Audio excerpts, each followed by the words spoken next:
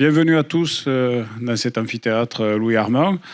Je vous présente Monsieur Guy Perrin, qui est astronome à l'Observatoire de Paris, qui est spécialiste d'interférométrie. Donc l'interférométrie, c'est le fait de faire travailler des télescopes ensemble pour obtenir des images d'une résolution extraordinaire pour voir la surface de ce qu'on veut, des étoiles, éventuellement des planètes un jour. Guy Perrin va vous raconter, comme vous le voyez dans l'intitulé de sa conférence, une histoire qui a 60 ans, et c'est une histoire qui est extraordinaire. C'est celle des instruments qui ont été installés notamment en Amérique du Sud pour l'ESO, qui est l'Observatoire européen austral.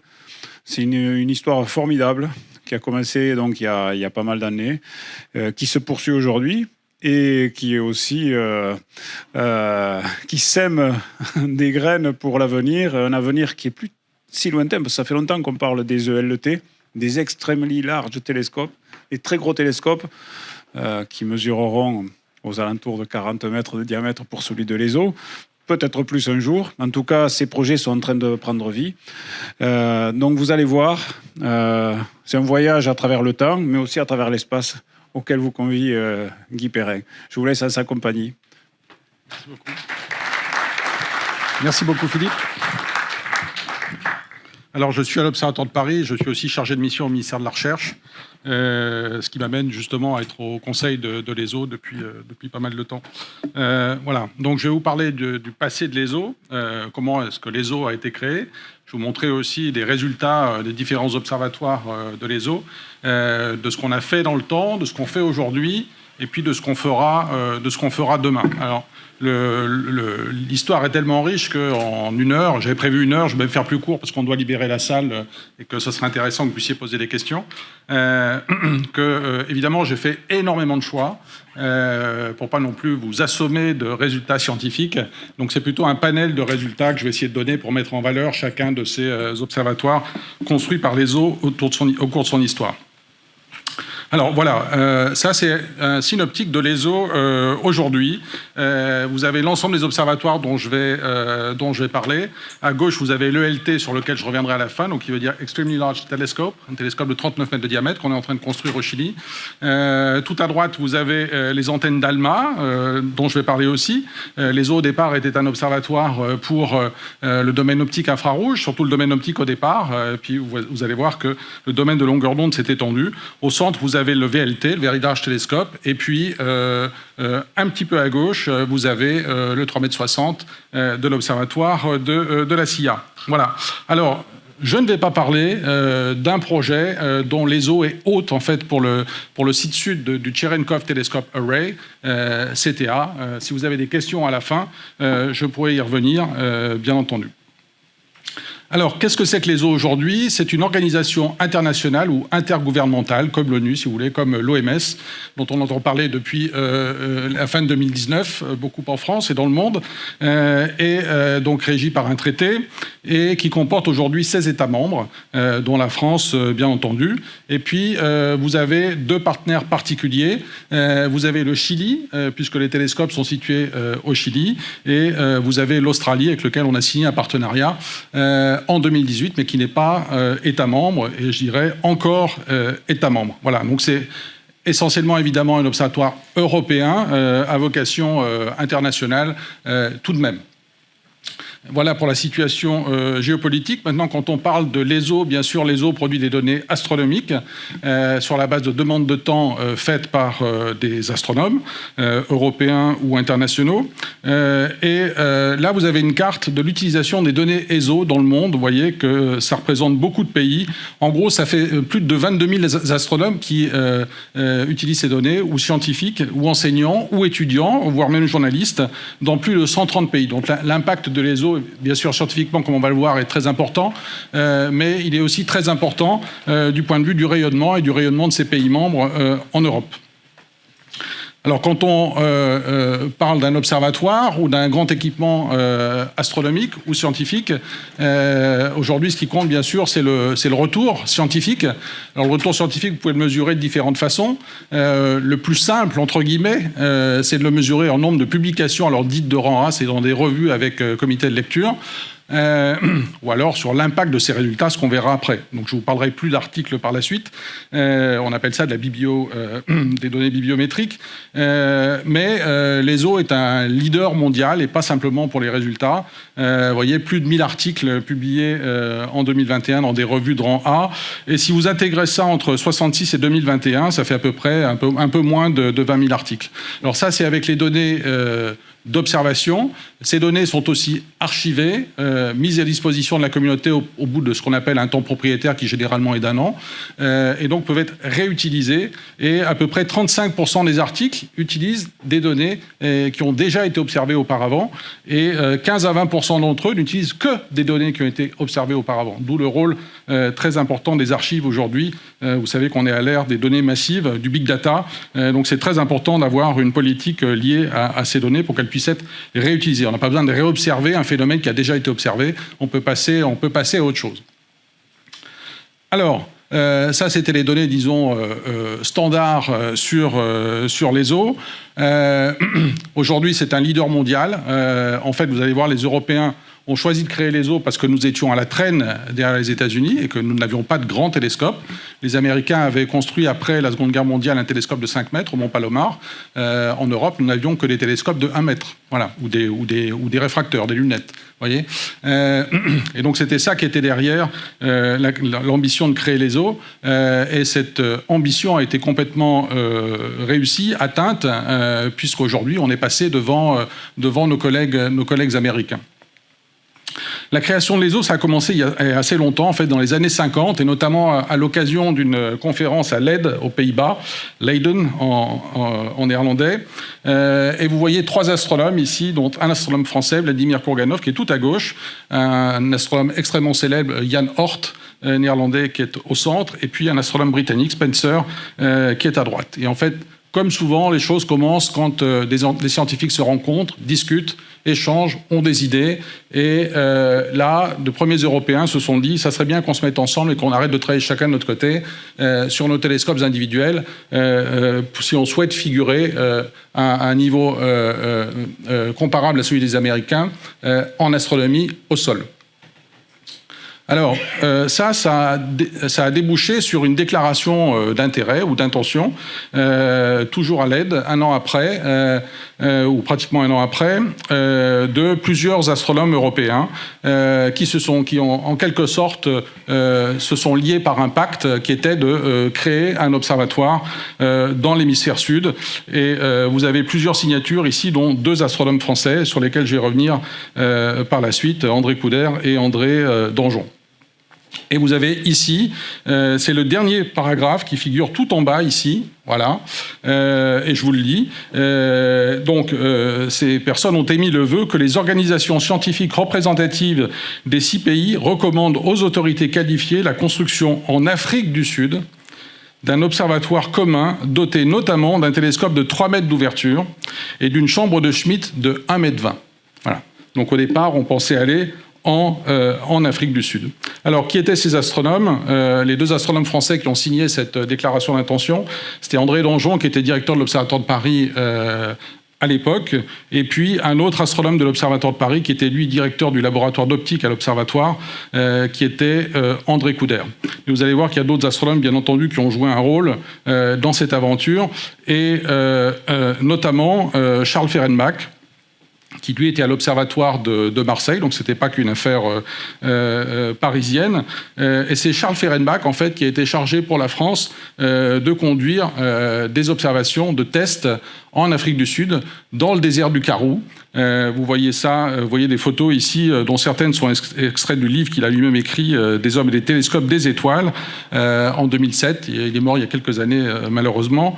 Et vous voyez au centre la station donc, qui abritait les télescopes et les lunettes de test dans le désert du Karoo. Et bon, manifestement, on n'a pas continué, on n'a pas poursuivi avec le désert du Karoo pour les eaux. Et la raison était assez simple, finalement, c'est qu'il y avait un contraste jour-nuit assez fort en température, et ce contraste n'était pas favorable, était défavorable à la qualité des observations astronomiques, était défavorable à ce qu'on appelle le seeing. Le seeing, c'est la quantité qui mesure l'effet de la turbulence atmosphérique qui vient flouter les images astronomiques. Et il se trouve qu'au même moment, il y avait des études de sites faites par des universités américaines au Chili, qui montraient que le Chili avait un potentiel assez fort. Voilà, donc je voulais juste mentionner le fait qu'on avait commencé par l'Afrique du Sud, et c'est assez drôle quelque part, puisque aujourd'hui, on est en train de construire en Afrique du Sud un très grand radio-observatoire qui s'appelle SKA, le Square Kilometer Array. Donc c'est pas l'histoire de l'ESO, c'est une autre histoire qui est en train de s'écrire avec une nouvelle organisation internationale qui s'appelle SKA Observatory. Alors, je vous montre ensuite à quoi ça aboutit. Ça aboutit le 5 octobre 1962 à une convention, la signature d'une convention préparatoire à un traité. Alors, une organisation internationale, c'est loin d'être neutre, hein, c'est un outil diplomatique extrêmement puissant. Et une fois que des pays sont liés par traité, un traité, ça se ratifie par un parlement. Voilà. Donc, vous imaginez qu'une fois que vous avez fait toute cette démarche de signer une convention et de ratifier la convention pour ratifier le traité par votre parlement, vous êtes extrêmement lié à cette organisation internationale. Et c'est ce qu'avaient très très bien compris ces astronomes extrêmement clairvoyants des années 50-60, qui était qu'une fois qu'on disposait d'un tel instrument, en fait, on était certain d'être financé à un bon niveau pendant de nombreuses années, ce qui donnait la sécurité nécessaire, en fait, pour avoir des ambitions très importantes pour l'astronomie européenne. Alors, au départ, c'était 6 nations qui s'étaient, enfin, des astronomes de 6 nations européennes qui s'étaient rassemblés pour décider, ou en tout cas envisager la création d'un observatoire. Et sur ces 6 nations, il y en a une qui n'a pas pu aller jusqu'au bout à ce moment-là, c'était la Grande-Bretagne. Et donc les 5 premiers pays à avoir ratifié la Convention du 5 octobre 62, c'est l'Allemagne, la Belgique, la France, les Pays-Bas et la Suède. La Grande-Bretagne est arrivée une trentaine d'années plus tard au final. Voilà. Donc c'est ça la genèse de l'ESO, des astronomes européens ambitieux qui sont aussi bien ambitieux sur le plan scientifique que sur la difficulté des montagnes à renverser ou à grimper pour pouvoir créer une organisation intergouvernementale pour l'astronomie. Alors la mission première de l'ESO, c'est de concevoir, construire et d'opérer des télescopes de classe mondiale, ça c'est très important, de classe mondiale, depuis le sol, et de favoriser la coopération en astronomie au niveau international. Voilà. Et c'est toujours dans les missions de l'ESO, et c'est vraiment sa mission principale. Alors, je vais passer du temps maintenant sur les observatoires et les télescopes, les instruments qui s'y trouvent. Je vais commencer par le premier d'entre eux. Et avant ça, je vais vous montrer où se trouvent ces observatoires. Donc ils sont au Chili. Vous savez que le Chili, c'est un pays un peu particulier, qui est très peu large, 200 km, un peu moins de 200 km, et qui fait qui s'étend sur plusieurs milliers de kilomètres du sud de Ushuaia, en gros, jusqu'à Arica, au nord. Et la partie nord, c'est là que se trouve le désert d'Atacama, et c'est ce désert d'Atacama qui présente des particularités intéressantes pour l'observation astronomique. Alors là, vous avez un ensemble d'observatoires qui sont signalés, représentés, et les observatoires de l'ESO sont ceux-ci. Les autres sont des observatoires américains ou internationaux. Vous avez le LSST qui est tout en bas, qui s'appelle aujourd'hui le Vera Rubin Observatory, voilà, dans lequel la France est aussi présent, mais de manière minoritaire par la fourniture d'instruments et la participation à la collecte des observations. Les 3 observatoires de l'ESO, les 3 sites de l'ESO, c'est ceux qui sont en pointillés. Donc vous en avez un qui est près de la ville de La Serena, au Chili, qui s'appelle La Silla. Vous en avez un deuxième qui est au sud d'Antofagasta, à peu près 2 heures de voiture au sud d'Antofagasta, qui s'appelle le Very Large Telescope, au Cerro Paranal. Et un troisième qui est tout au nord, à côté de San Pedro de Atacama, qui est l'Atacama Large Millimeter Array, donc le réseau de télescopes pour l'astronomie millimétrique. Donc c'est ces télescopes-là que je vais maintenant décrire. Alors la CIA, ça a été le premier observatoire de l'ESO.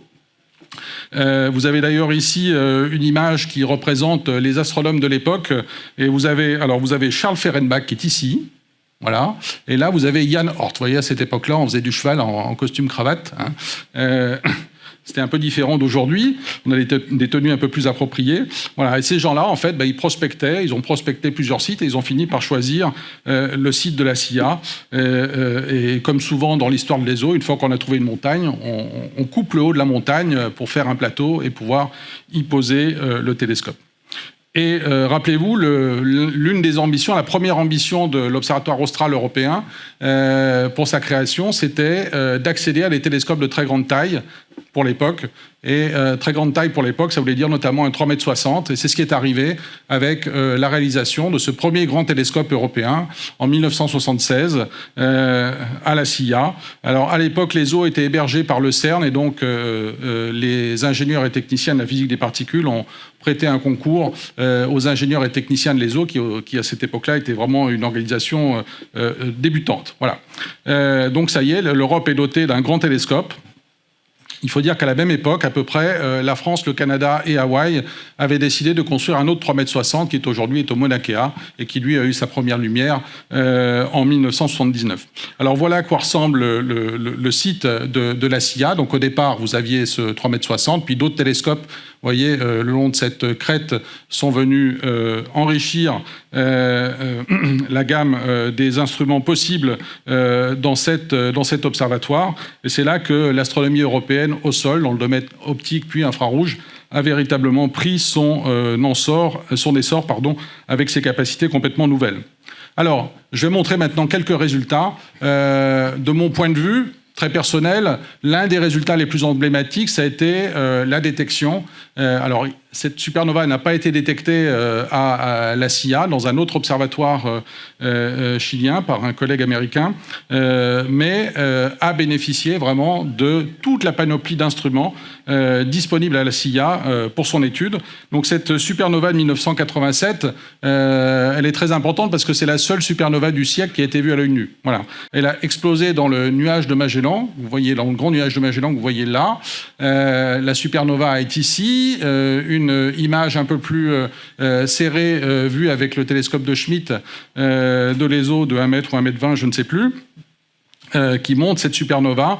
Et cette supernova, comme on a eu l'observatoire de la CIA depuis donc la fin des années 70, au milieu des années 70, puis d'autres observatoires depuis, eh bien, elle a pu être étudiée avec des moyens modernes depuis maintenant 35 ans. Donc d'abord en imagerie et en spectroscopie à la CIA, puis ensuite on a poursuivi dans les domaines optiques, infrarouges et également avec ALMA, comme vous voyez sur l'image qui est une des images à droite, pour étudier l'expansion des couches générées par l'explosion de cette supernova. Donc ça a été un événement qui a mobilisé à l'époque grand nombre d'astronomes autour du monde. C'était la première fois qu'on pouvait étudier d'aussi près, si je puis dire, un phénomène de ce type. Alors, une autre grande découverte auquel a contribué l'Observatoire de la CIA, c'est celle de l'énergie sombre ou l'énergie noire, et qui est la cause de l'accélération de l'expansion de l'univers. Alors, c'est aussi une histoire de supernova. Donc, comment cette découverte a eu lieu? En fait, plusieurs grands relevés ont été organisés autour de la planète, et notamment à la CIA, des relevés de supernovae. Et en observant un très grand nombre de supernovae, en fait, les astronomes se sont aperçus que, compte tenu de la distance auquel elles étaient observées, en fait, elles étaient beaucoup trop faibles. Voilà. Parce qu'on appelle ça des chandelles standards. Donc, on sait exactement quelle est la brillance de ces supernovae. Et donc, ça a montré tout simplement qu'elles étaient en réalité beaucoup plus loin que ce qu'on pensait. Et pour expliquer ça, il a fallu inventer ce concept d'énergie sombre qui explique que l'univers est en accélération. Et c'est pour ça que ces supernovas sont plus loin que ce qui était pensé au départ. Voilà, donc là, vous voyez la supernova qui éclate, puis qui finit par disparaître dans cette série d'images. Vous avez une autre série d'images ici. On voit d'ailleurs la galaxie haute donc qui abrite cette supernova, dans laquelle se trouve cette supernova. Pareil avec cette autre supernova qui finit par disparaître après être apparue. Alors, cette découverte, elle a valu un prix Nobel en 2011, et c'est véritablement le premier prix Nobel de l'ESO. Une autre découverte assez extraordinaire, c'est la découverte de la planète Proxima b avec un appareil qui s'appelle HARPS, un instrument qui s'appelle HARPS, qu'on voit à droite. on ne voit rien parce que cet instrument est intégralement sous vide et à froid pour des raisons de stabilité. L'idée, c'est qu'on mesure le mouvement réflexe engendré par le mouvement, par l'orbite d'une planète autour d'une étoile. Et vous voyez, en fait, ça représente quelques mètres par seconde de mouvement. Donc c'est un mouvement extrêmement fin. Et cette planète, eh bien, c'était une des premières planètes de taille terrestre. Vous voyez, 1,3 fois la masse de la Terre, et dans la zone habitable autour de Proxima b, autour de Proxima, pardon, Proxima étant l'étoile la plus proche du système solaire, à simplement quelques années-lumière, 4 et quelques années-lumière. Alors, je mentionne un autre instrument qui s'appelle Espresso, qui est au VLT maintenant, qui est beaucoup plus précis que HARPS, et qui a permis de découvrir une autre planète encore de 0,3 masse solaire autour de Proxima. Alors, celle-là, c'est pas Proxima C, c'est Proxima D, parce qu'une autre encore avait été découverte, mais qui reste à confirmer, et qui est beaucoup plus lointaine que ces deux planètes-là. Alors, la SIA, ça a aussi été utilisé comme un tremplin vers le VLT, en construisant un autre télescope, alors non pas de 3,60 m, mais de 3,50 m, mais d'une technologie complètement nouvelle, qu'on a appelée le New Technology Telescope, le NTT. Vous voyez, sa première lumière date de 1988. On avait déjà à l'époque imaginé le projet de VLT, et ce qui était très important à cette époque-là, c'est qu'il fallait dépasser les technologies d'alors. On savait construire des miroirs de 3,60 m ou de 5 m, pour des télescopes de cette taille-là, mais on voulait faire un télescope de 8 mètres, voire de 16 mètres, et il était clair qu'on ne pourrait plus utiliser des miroirs dont l'épaisseur ferait à peu près 1/6 du diamètre du miroir. Donc il fallait utiliser des miroirs amincis d'à peu près une dizaine de centimètres d'épaisseur. Mais quand vous faites ça et que vous pointez le télescope, ou si vous avez affaire à des variations thermiques, eh bien le miroir se déforme et vous perdez en qualité image. Et donc il a fallu mettre au point un système qui s'appelle l'optique active, qui permet en temps réel en fait de corriger les déformations du miroir, et c'est à ça qu'a servi le NTT. Et donc ça me permet d'embrayer sur le Very Large Telescope, donc qui est véritablement le successeur de la SIA, et toujours dans le même mouvement qui est de donner à l'Europe accès à des télescopes de très grande taille. Vous avez une vue ici, une photo absolument magnifique de ce site. Si jamais un jour vous vous baladez dans l'Atacama, je ne peux que vous conseiller d'aller voir le VLT. Il faut se renseigner avant, il est possible de le visiter. C'est un site qui est absolument magnifique, très beau, voilà, aussi beau que cette photo, voire même encore plus beau. Et les télescopes sont absolument fantastiques de technologie, et je suis sûr que vous apprécierez beaucoup. Et les conditions d'observation, bien sûr, sont magnifiques. Alors, le VLT, c'est un ensemble de 4 télescopes de 8 mètres. Quand on a voulu faire le VLT, alors je dis on là, mais à l'époque, moi, j'étais pas là. En fait, ce que cherchaient les gens, c'était à faire un télescope de 16 mètres de diamètre. Et on n'avait pas la technologie à l'époque pour faire un 16 mètres de diamètre. Et donc, on a fait 4-8 mètres qui donnaient une surface équivalente. Et ça a été une chance extraordinaire parce que quand vous avez 4 télescopes de 8 mètres, vous pouvez non seulement multiplier le nombre d'instruments à utiliser avec ces télescopes de 8 mètres, mais vous pouvez aussi utiliser ces télescopes de 8 mètres en mode interférométrique et recombiner ces télescopes pour faire l'équivalent d'un télescope de 140 mètres de diamètre sur lequel je reviendrai plus tard. Ce qu'on appelle le mode interférométrique du VLT, qu'on appelle le VLTI. Et vous voyez, on dispose de 4 télescopes de 1,80 m qui paraissent tout petits, là, c'est quand même des 1,80 m, et qui sont justement utilisés, eux, pour l'interférométrie et qui sont déplaçables sur des rails que vous voyez ici au sol, avec une ligne retard qui est au centre, ici, pour pouvoir ajuster les différences de marche. Voilà. Donc ça vous fait un observatoire qui est extrêmement complet. À ça, il faut rajouter un petit télescope de 2 mètres ici pour faire des relevés. Et il y en a un autre sur une autre montagne qui est par ici, qu'on a aussi écrété, qui est un 3,50 m aussi pour faire des relevés. Alors, je ne sais pas si vous avez déjà vu un télescope de 8 mètres, c'est une machine assez impressionnante. Voici un des VLT ici, vous voyez que ça a l'air beaucoup plus léger en fait qu'un télescope de 3,60 m, mais c'est quand même assez impressionnant comme taille d'engin. Vous avez une personne ici qui est au pied du VLT, en fait sur la partie azimutale, l'axe azimutal du télescope. Vous avez surtout ici le miroir de 8,20 m. Alors techniquement, l'ouverture de ce télescope, c'est 8 mètres parce qu'on vient légèrement diaphragmer en fait le miroir par le miroir secondaire, le miroir primaire par le miroir secondaire. Et ce miroir secondaire, justement, il est là. Il fait à peu près 1 mètre. Donc c'est déjà un petit télescope en soi, hein. Et vous avez un miroir tertiaire qui est ici, ou alors pas de miroir tertiaire du tout. La lumière peut passer directement et aller au foyer Cassegrain qui se trouve sous le télescope. Voilà. Et quand on met le miroir tertiaire, ça permet d'aller sur les plateformes Nasmyth qui sont sur les côtés. Donc si vous allez là-bas, vous pourrez voir ce type de télescope. C'est des machines fantastiques qui se déplacent avec une précision folle, pratiquement sans faire bruit, sur un bain d'huile. Vous pouvez presque les faire tourner lorsque le bain d'huile est en route avec votre main. J'ai fait ça avec un télescope Keck. C'était une expérience assez incroyable. Voilà. Alors, cet observatoire est très complet. Vous avez beaucoup d'instruments. Je vais y revenir après. Ça, c'est une planche qui a été présentée la semaine dernière par le DG de l'ESO, le directeur général de l'ESO aux 60 ans de l'ESO à Paris. Et il a fait la réflexion suivante qui était, en fait, je présente cette planche à Paris, mais je me rends compte que sur tous ces instruments, en fait, soit sont des instruments français, soit c'est des instruments qui ont été inspirés par des astronomes français. Alors, c'est vrai pour l'étoile laser ici. Vous avez 4 étoiles laser. C'est vrai pour l'interféromètre. Vous avez l'INIARTAR de l'interféromètre ici.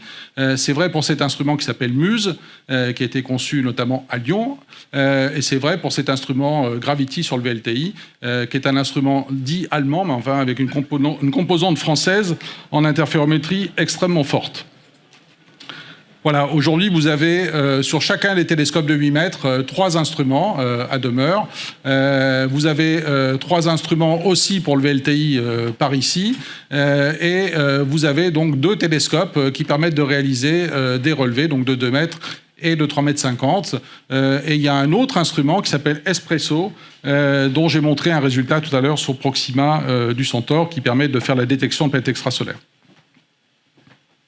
Il n'y a pas d'équivalent dans le monde de ce type d'observatoire avec autant d'instruments disponibles. Vous pouvez faire des demandes de temps en demandant à utiliser plusieurs instruments pour un même objet ou pour une même série d'objets.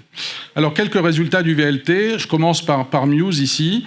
Donc, MUSE, c'est un spectrographe à intégrale de champ. En fait, c'est 16 spectrographes en parallèle et qui fonctionnent dans le domaine visible. Et MUSE a obtenu une quantité de résultats phénoménale. C'est l'instrument le plus productif maintenant sur le VLT. Et je ne passe que quelques fractions de résultats. Vous avez ici un histogramme en fait, des galaxies à grand redshift, c'est-à-dire à très grande distance dans l'univers, donc au plus près possible du moment du Big Bang. Plus vous allez vers la droite ici, et plus vous allez vers le Big Bang. Et en bleu, ici, vous avez les galaxies qui ont été découvertes par MUSE. En rouge, vous avez celles qui ont été découvertes par HST, le Hubble Space Telescope. Et en orange, celles qui ont été découvertes par les autres spectros de même type. Voilà. Donc vous voyez qu'il n'y a pas photo. On fait de grands progrès dans la connaissance ici. Et sur ces 2 images, ici, vous avez ce qui apparaît en bleu, c'est de l'hydrogène atomique. Et ça a des distances assez grandes, à peu près 10 milliards d'années dans le passé, dans l'univers. Et ce que montrent ces images-là, c'est que l'hydrogène était présent partout, ce qui était prévu par le modèle cosmologique. Et ce qui est aussi prévu par le modèle cosmologique, c'est la présence de très grands filaments qui viennent connecter les amas de galaxies ou les galaxies entre elles. Et c'est la première fois qu'on a détecté ces filaments avec l'instrument MUSE. Donc il y a un impact très fort en astronomie pour cette raison-là. Alors, ces grands télescopes, je vous ai dit qu'ils ne marchaient qu'avec optique active, mais il y a eu un autre élément très important à la fin des années 80, c'est la mise au point de l'optique adaptative ici en France. C'était l'équipe de Pierre Léna à Meudon, à l'Observatoire de Paris. Et l'optique adaptative, son rôle à elle, c'est pas de corriger les déformations du miroir, mais c'est de corriger les déformations imposées par la turbulence atmosphérique et qui limitent la résolution angulaire des télescopes, non pas à celle donnée par la taille du télescope, lambda sur D ou lambda est la longueur d'onde, mais imposée par la turbulence atmosphérique. C'est-à-dire que si vous n'aviez pas ces systèmes-là, observez par exemple dans le proche infrarouge avec un télescope de 8 mètres, du point de vue de la résolution angulaire, donc la qualité des images, ce sera la même chose que d'observer avec un 50 cm ou un télescope de 1 mètre. Et donc avec ce système-là, vous allez déformer un miroir en temps réel et après rebond des frondons d'onde sur ce miroir, les frondons ressortent plans comme s'il n'y avait pas de turbulence atmosphérique. Et donc ça a marché à partir de la fin des années 80 en France, à l'Observatoire de Haute-Provence, puis à l'Observatoire de la CIA. Merci beaucoup. Et au début des années 2000, ça a fonctionné à Paranal. Alors, pour moi, c'est un véritable miracle quand j'observe de voir ces systèmes d'optique captative fonctionner. Vous avez un exemple ici de séquence avec l'instrument Naos qui a été construit en France à l'Observatoire de Paris avec l'ONERA et d'autres équipes. Vous voyez la situation sans correction par optique captative. Alors on voit que l'objet est a priori double, on voit une légère excroissance vers le bas, mais on ne voit pas du tout qu'il est triple. Et là, vous voyez toute la différence avec et sans optique captative. Et même pour faire de la spectroscopie aujourd'hui, sur un très grand télescope, en fait, on a besoin de cette optique captative si on veut atteindre les performances les plus élevées avec un télescope de très grande taille. Alors ça a eu beaucoup de conséquences, bien sûr, sur l'observation. Vous avez un exemple ici d'observation d'un astéroïde dans le système solaire, Vesta. En bas, vous avez des observations faites avec la sonde américaine Dawn. Et puis, ici, vous avez des observations faites avec l'instrument Sphère, aussi à responsable français. Qui montre qu'en gros, même si vous n'avez pas la chance d'avoir une mission spatiale qui vient près de l'objet, vous pouvez quand même faire des images depuis le sol suffisamment bien corrigées pour pouvoir identifier des cratères à la surface de cet astéroïde et faire de l'astrophysique sur ces astéroïdes. Alors un autre exemple ici, c'est ce qu'on peut faire même sur des étoiles. Alors sur les étoiles les plus grosses avec un télescope de 8 mètres, c'est ce résultat obtenu par Miguel Montargès qui est dans la salle là. Je monte du doigt, je sais que c'est pas bien, mais voilà.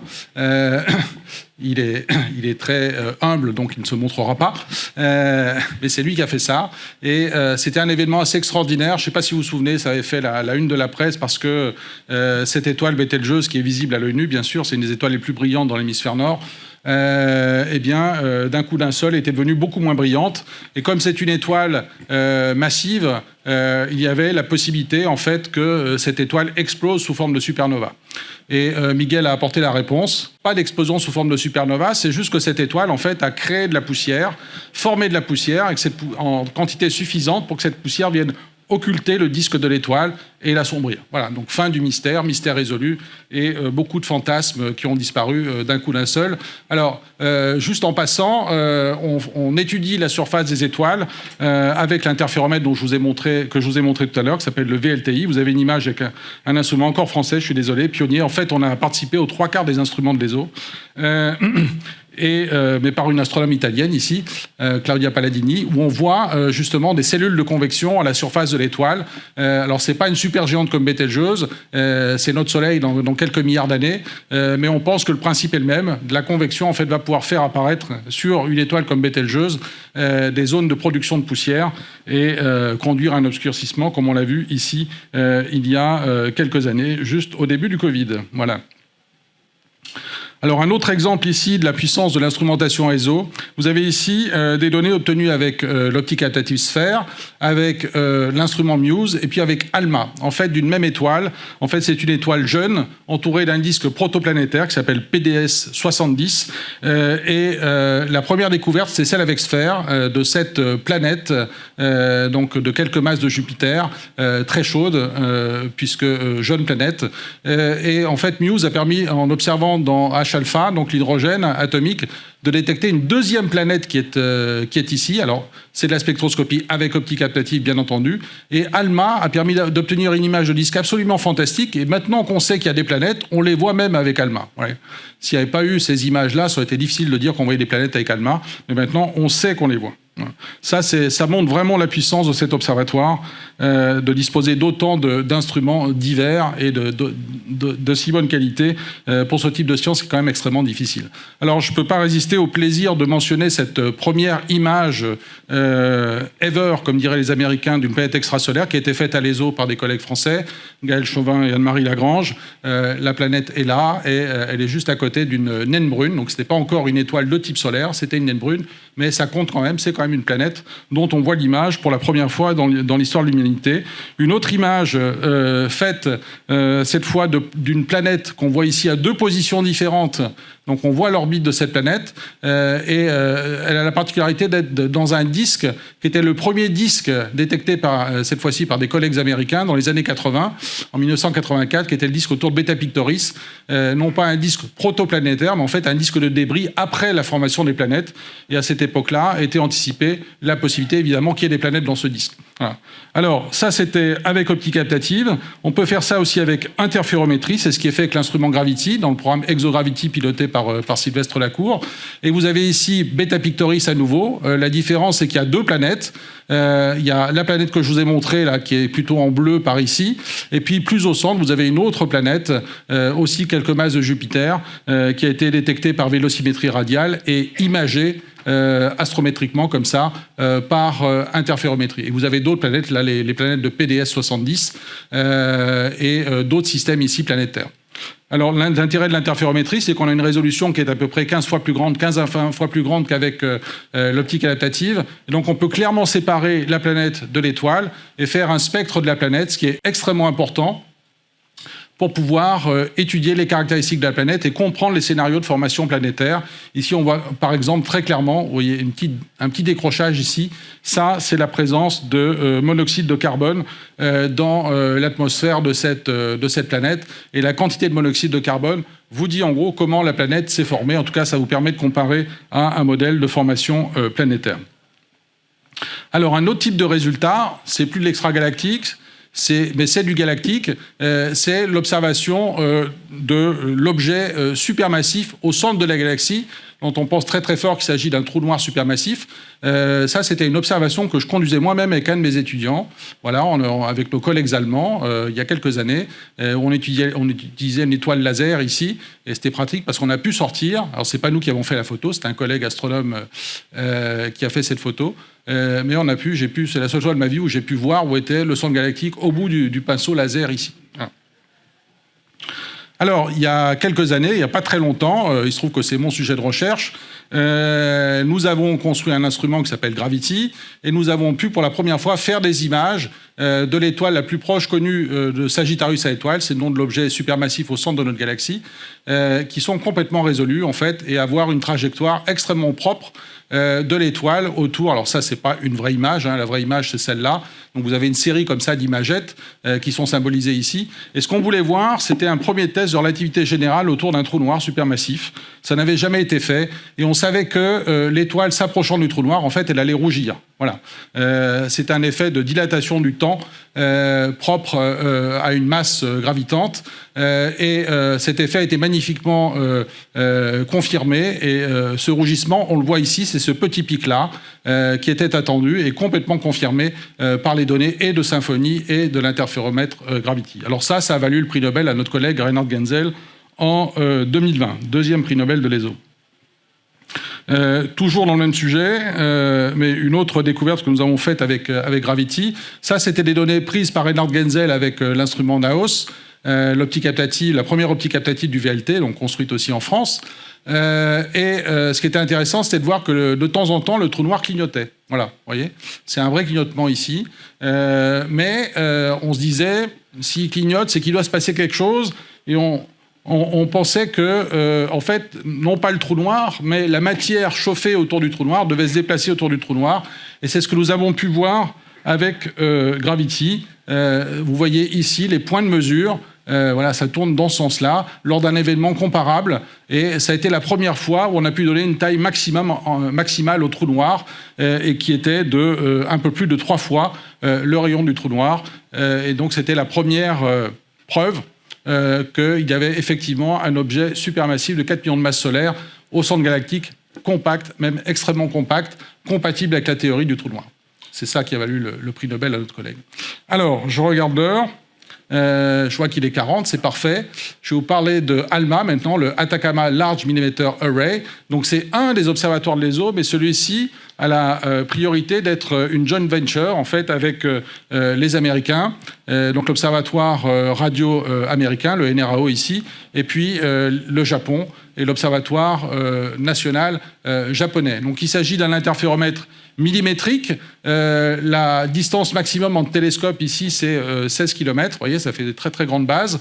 Vous avez 66 antennes de 12 et de 7 mètres de diamètre. Ça se trouve à 5000 mètres d'altitude.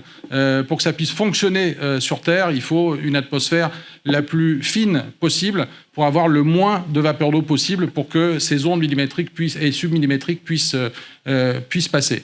Donc ALMA a été construit dans les années 2000 avec des premières images en 2011, comme vous le voyez sur cette diapositive. Et c'est aussi un concentré de technologie. Bon, je ne vais pas tout commenter. Je vais commenter ce qui me paraît le plus drôle. Moi, c'est ça. Voilà. Ces antennes, en fait, il faut les déplacer pour réaliser des images. Et donc, il faut pouvoir faire plusieurs configurations. Et pour ça, il a fallu construire des transporteurs de très très grande taille. Alors je ne sais plus combien il y a de roues, là je les ai vus une fois dans ma vie, mais il doit y avoir 14 roues, je ne sais plus, et puis des moteurs très puissants, 700 chevaux, quelque chose comme ça. En gros, c'est une Formule 1 qui transporte des télescopes et qui ne va pas tout à fait aussi vite. Voilà, c'est ce genre de techno qu'il faut développer et d'instruments qu'il faut développer pour pouvoir faire de l'observation de ce type-là dans ces observatoires d'altitude. Et grâce à la très longue base d'ALMA, en fait, on peut faire des observations avec une résolution angulaire en fait, qui est comparable à ce qui est fait avec le VLT dans le domaine optique et infrarouge. C'est ça l'intérêt. Alors, des résultats d'ALMA, il y en a énormément. L'un des résultats les plus extraordinaires, c'est celui-ci. Bon, vous avez vu, on sait qu'aujourd'hui, des étoiles sont entourées de planètes. On en a à peu près 5000. On a même des images de systèmes planétaires autour d'étoiles. Ce que les gens imaginaient naturellement, c'est que quand une planète se forme, en fait, elle crée un sillon dans un disque protoplanétaire.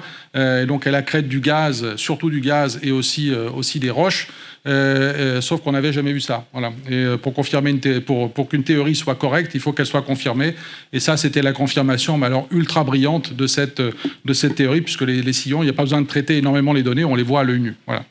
Alors ça, c'était le premier en 2015. Depuis, il y a eu beaucoup de ces systèmes exoplanétaires, de ces disques avec sillons qui ont été imagés par ALMA. Là, il y en a 1, 2, 3, 4, 5. 1, 2, 3, 4. Voilà, il y en a 20 que vous voyez. Alors évidemment, avec différentes inclinaisons, différentes distances pour les planètes et différents états de maturité pour la formation planétaire.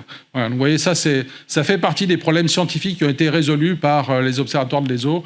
La question de la création de planètes dans des disques protoplanétaires, c'est fait, et on sait que ça crée des sillons. On voit même des résonances dans ces positionnements de planètes. Bien sûr, maintenant, on cherche aussi à voir les planètes dans les sillons, ce qui était un peu le cas quand même de PDS 70. Alors un autre résultat assez extraordinaire, c'est la détection de molécules organiques assez complexes. Là, c'est un autre disque protoplanétaire, avec un nom pas tout à fait poétique, mais MWC 380. L'intérêt de ce résultat, en fait, c'est de montrer, alors vous voyez ce qui a été détecté, alors il y a des choses pas tout à fait sympathiques pour nous humains, cyanure d'hydrogène, c'est pas terrible, mais bon, ça montre que vous pouvez faire des molécules déjà aussi complexes que celle-là, voire plus complexes. Vous avez du cyanoacétylène et du cyanure de méthyle ici, et ce que ça montre, c'est que, en fait, le système solaire n'est pas le seul à disposer de molécules aussi complexes. D'autres systèmes solaires, ou de même type que le système solaire, sont aussi équipés, si je puis dire, de molécules qui plus tard seront peut-être utiles, ou ont déjà été utiles à l'apparition de la vie sur ces autres systèmes. Et c'est bien sûr dans ce sens-là que se poursuivent ces recherches. Alors, vous allez voir, je vais revenir au trou noir. ALMA, c'est un des télescopes millimétriques qui sont utilisés pour ce qui s'appelle l'Event Horizon Telescope, qui est l'instrument qui a été conçu pour pouvoir faire l'image directe de l'ombre d'un trou noir. Voilà. Alors, pour que ça puisse fonctionner, il faut une résolution angulaire absolument démoniaque. Jusqu'à présent, on était dans des résolutions angulaires de l'ordre de quelques dizaines de millisecondes d'angle au mieux, ou la milliseconde d'angle avec des interféromètres optiques et radio. Là, il faut gagner un facteur 1000. Il faut passer à la microseconde d'angle. Alors, 10 microsecondes d'angle, c'est à peu près un cheveu sur la tête de quelqu'un à Lyon vu depuis cette salle. Vous voyez, donc c'est à peu près ça l'échelle. Ça, c'est 50 microsecondes d'angle, en fait. Voilà. Et donc pour faire ça, il faut en fait faire un interféromètre intercontinental et bénéficier de la taille de la Terre pour pouvoir réaliser ce type de résolution angulaire. Alors ALMA a joué un rôle extrêmement important parce que c'est l'interféromètre millimétrique le plus puissant. Il se trouve que quand on en fait une utilisation interférométrique, cette puissance tire la puissance des autres instruments qui sont utilisés, même s'ils sont de simples télescopes de quelques mètres ou quelques dizaines de diamètre. Et donc le HT a combiné comme ça et continue à combiner. Alors à cette époque-là, c'était 8 observatoires millimétriques à 1,3 mm de longueur d'onde. Vous voyez, il y en avait un au pôle sud ici, il y en avait à Hawaï, il y en avait en Europe. Ça, c'est l'IRAM, c'est un institut de radioastronomie millimétrique qui est franco-germano-espagnol. Et nous avons un autre interféromètre qui s'appelle NOEMA, qui est ici, qui maintenant est utilisé pour ces observations. Alors le HT a permis de faire cette image que vous avez sans doute vue déjà, la première image d'un trou noir supermassif qui s'appelle M87 étoile, donc au centre de la galaxie M87. Et puis il a permis de faire une deuxième image plus récemment, qui est celle de notre trou noir supermassif, Sagittarius à étoile. Et évidemment, nous, du consortium Gravity, on ne peut pas résister au plaisir de plaquer nos données de 2018 et de montrer que, évidemment, cette image de l'Event Horizon Telescope a confirmé ce que nous avions vu à l'époque en termes de taille, en fait, de cet horizon des événements. Et ça aussi, c'est une force de l'ESO qui est de pouvoir faire ça à 2 domaines de longueur d'onde différentes. C'est très compliqué de faire de la science avec un seul objet et avec une seule observation. Les collègues ont beaucoup de doutes et peuvent émettre des doutes sur ce que vous faites s'il n'y a pas moyen de confirmer par ailleurs. Il n'y a qu'un seul Gravity dans le monde, il n'y a qu'un seul EHT dans le monde, mais quand les deux observent le même objet et voient à peu près la même chose avec des techniques complètement différentes, c'est extrêmement rassurant, donc on est complètement sûr de ce que nous avons vu. Voilà. Alors je vais terminer par l'ELT, l'Extremely Large Telescope. Donc on est passé à une nouvelle ère, celle des télescopes de 30 ou 40 mètres. L'Europe est très en avance là-dessus, puisque notre ELT à nous, qui s'appelle l'ELT, est financé. Il est en cours de construction, je vais vous montrer ça. Si tout se passe bien, on sera évidemment les premiers, et normalement avec quelques années d'avance. Alors pour l'instant, ce qui est prévu, c'est une première lumière en 2027.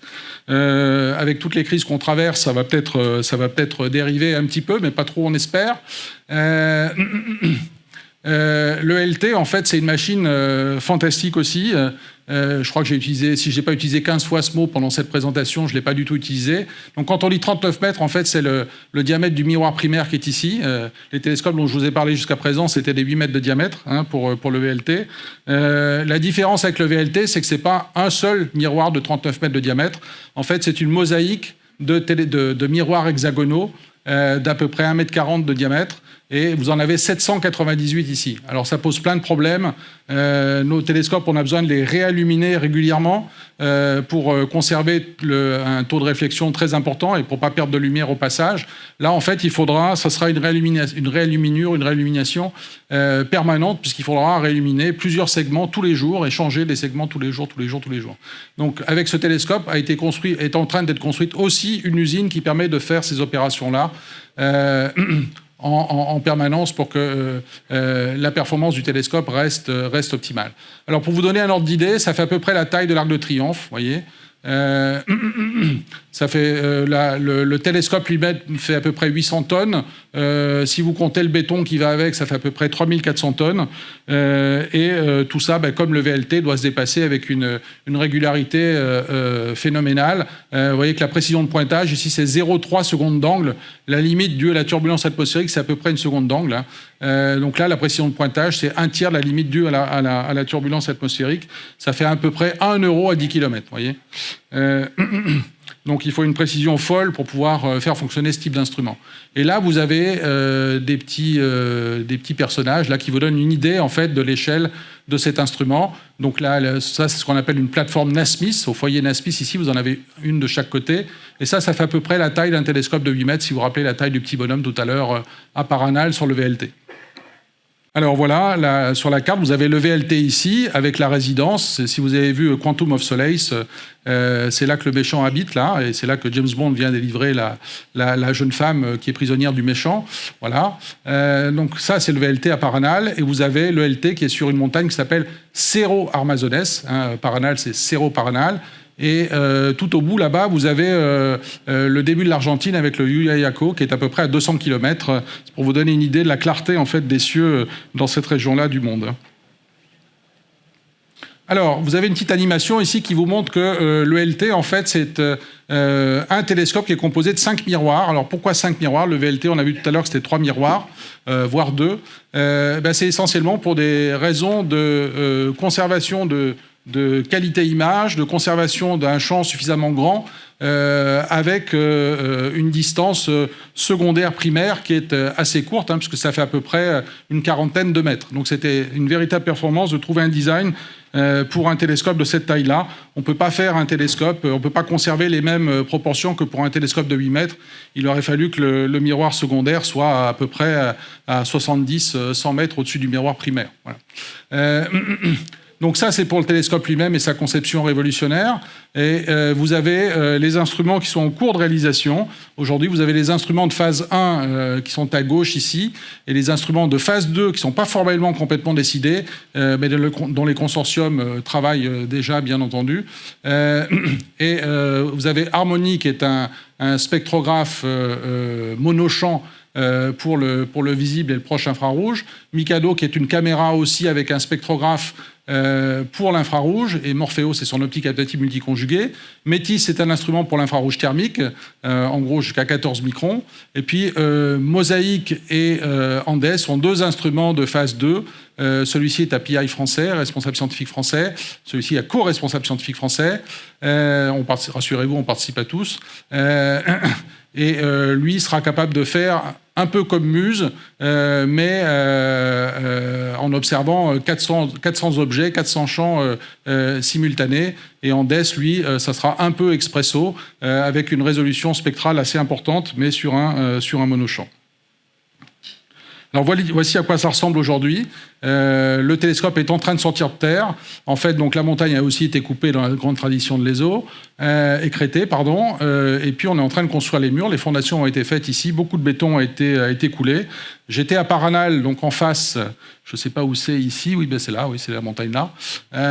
Au mois de mai, et c'était extraordinaire de voir vraiment cet observatoire sortir de terre ici. On le voit maintenant depuis Paranal. Alors, quels sont les objectifs de l'ELT? Quand on lance un projet comme ça, c'est un projet à 1,3 milliard. Il faut avoir un cas scientifique évidemment béton pour que les États membres acceptent de rallonger le budget de l'ESO. Mais on sait très bien qu'au final, ce que va observer le télescope, c'est à la fois ces cas scientifiques-là, et c'est ceux qu'on ne connaît pas aujourd'hui et qu'on découvrira avec ce télescope. Donc la moisson de résultats sera beaucoup plus riche, à n'en pas douter. Alors, exoplanète, évidemment, l'un des objectifs, je ne vais pas tous vous les décrire, c'est de voir d'autres systèmes de type solaire et, si possible, faire un spectre d'une planète de type Terre pour voir s'il y a des éléments ou des indices de vie à la surface de ces planètes. Le centre galactique qui est de retour, c'est de continuer ce qu'on fait avec Gravity et de le faire avec Gravity, en fait, faire des tests de relativité générale autour du trou noir supermassif. Dans notre galaxie, d'étudier les populations stellaires pour comprendre la formation et l'évolution de notre galaxie, la Voie lactée. Autour maintenant de l'univers lointain, là on veut, comme le JWST, de manière complémentaire au JWST, comprendre comment se sont formées les galaxies dans l'univers lointain, aux premiers instants de l'univers, et confronter ça bien sûr à des modèles cosmologiques.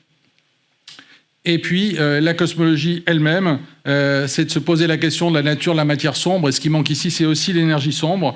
Et d'essayer de mesurer l'expansion de l'univers, non pas en mesurant la vitesse d'expansion, mais en voyant des objets, des galaxies en fait, se déplacer grâce à l'extraordinaire résolution angulaire de l'ELT et voir si l'univers est homogène, y compris au niveau des constantes fondamentales, qui sont les constantes de la physique, qui définissent la physique, voir si cette physique ici est la même là-bas ou a toujours été la même au cours de l'histoire de l'univers. Voilà. Alors je vais m'arrêter là. Je vous montre cette image qui montre aujourd'hui la couverture du spectre par les instruments ESO. Vous avez l'instrument, l'observatoire dont je n'ai pas parlé, la CTA, qui permet de couvrir la région des rayons gamma. Et je crois que véritablement, on peut dire que le passé de l'ESO et son présent sont glorieux, et on s'attend à ce que ce soit encore plus glorieux dans les décennies à venir grâce à ces instruments. Le LT sera là, bien entendu, mais aussi le VLT, le VLTI, ALMA, etc., etc. Voilà, merci beaucoup.